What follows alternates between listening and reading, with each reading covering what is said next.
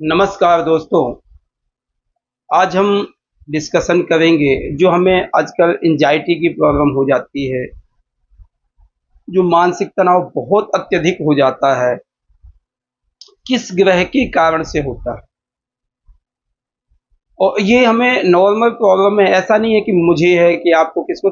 आम लगभग 30-40% लोगों की प्रॉब्लम है। इम्यूनिटी पावर कम है, उस कारण से टेंशन ले लेना, परेशान हो जाना।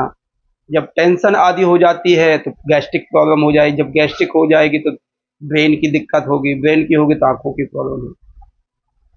किस कारण से यह प्रॉब्लम हमें होती है उसका हम आज डिस्कशन करेंगे।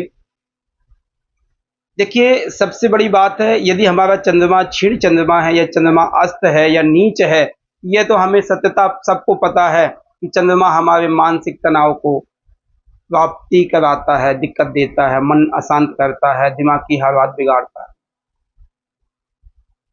मगर यदि हमारे शनि की दृष्टि सूर्य और चंद्रमा पे दोनों में पड़ती है, सूर्य में भी पड़े और चंद्रमा में भी पड़े, तो यह सत्यता है कि आपको यह प्रॉब्लम एंजाइटी, मानसिक तनाव, परेशानियां, जल्दी स्ट्रेस लेना, जल्दी घबरा जाना, ये प्रॉब्लम सत्यता होती है।